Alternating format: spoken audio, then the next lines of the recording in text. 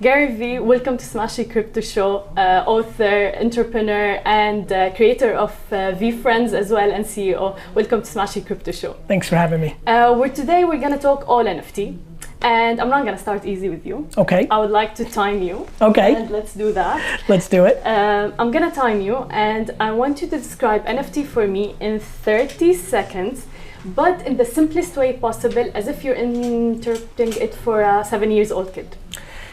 Go. NFT is owning a digital asset on the blockchain that everybody on Earth can see that you actually own it.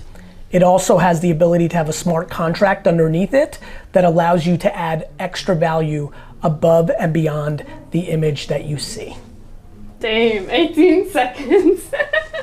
18 seconds, not bad at all. And you're launching your own agency for NFTs as well. Yes. So can you tell us more about that? Thank you for asking. Vayner NFT was a company we started last year that is intended to help mainly Fortune 500 companies launch meaningful NFT projects.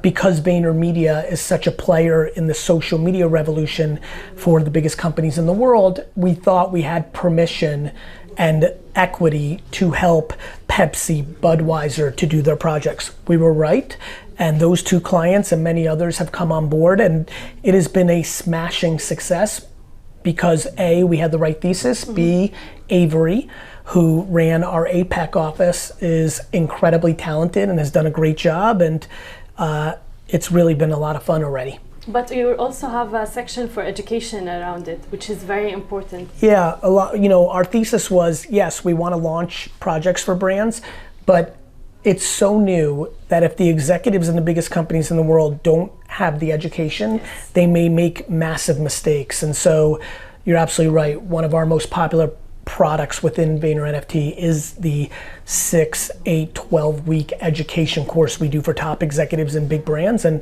it's been very fruitful. And that's very important even for individuals in the NFT world and the cryptocurrencies, like education. Do your research before you start investing.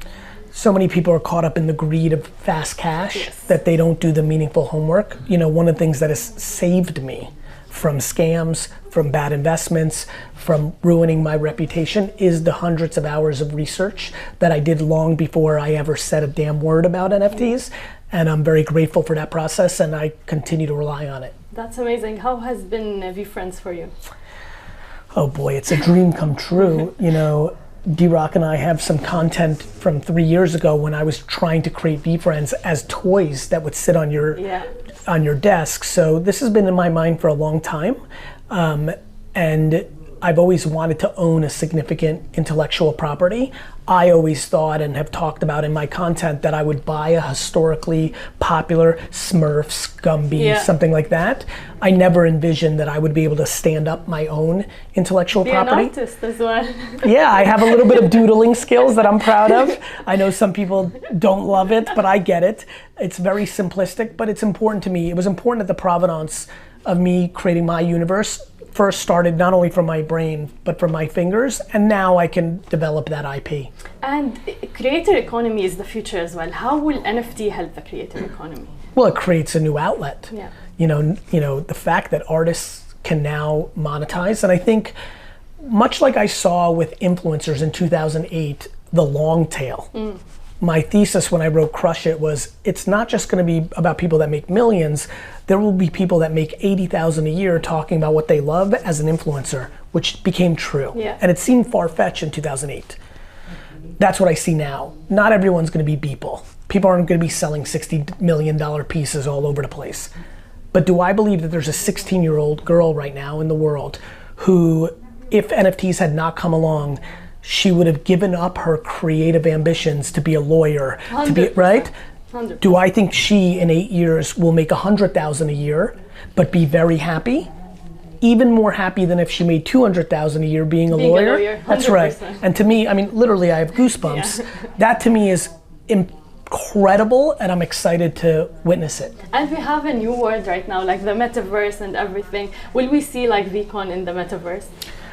When the metaverse is ready, we will. Yeah. I think right now people are prematurely investing in VR and virtual land. we are still far away from that. Now, far away could change in a minute, but right now, nobody watching this knows 100 people spending 4 hours a day in the VR metaverse, let alone the million it would take for VR to be, and metaverse to be sustainable as a consumer behavior.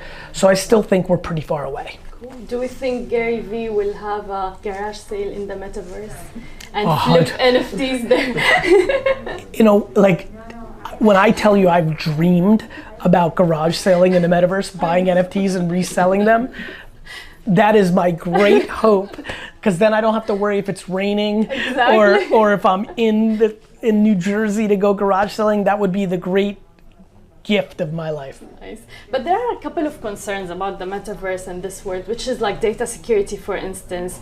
So this one thing, and another thing, you always talk about positivity, good values as well. Will that be there in the metaverse? Like it cannot be controlled, maybe? One thing that will never be decentralized is human behavior.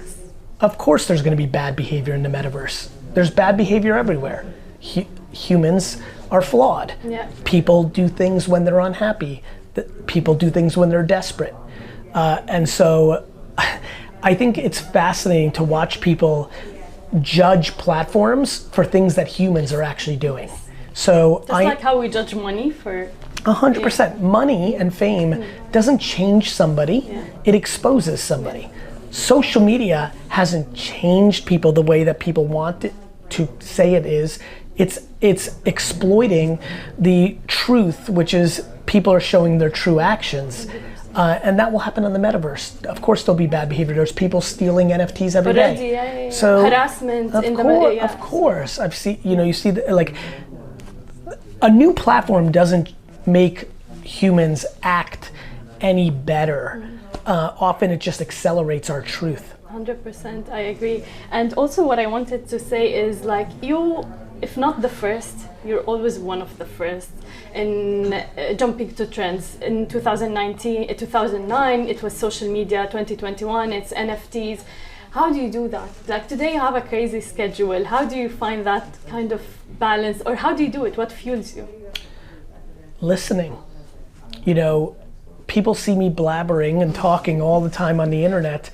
What I don't think they realize is the other 20 hours, 23 hours of my day, I'm doing other things. This is rare for me to be on trips. Even when I'm traveling a lot, I still have tons of time to listen. I think my greatest strength is listening and then making observations and then acting on them. And I think that's why I've consistently been ahead of things. Even when I'm my busiest, I was incredibly busy when I decided the NFT thing was happening. Yeah. When I think something big is happening, I push everything to the side. And no matter how busy I was with Gary V, family, life, and with Vayner, which I was incredibly busy with VaynerMedia, I knew that this was a special moment and that I had to attack it. And I always have the ability to really lean into my intuition when I think something big is happening. That's amazing, and congrats on the new book. You sold like 1 million already. So thank you so much, and thank you for being with us on Smashy Crypto Show. Thank you for having me. Thank you.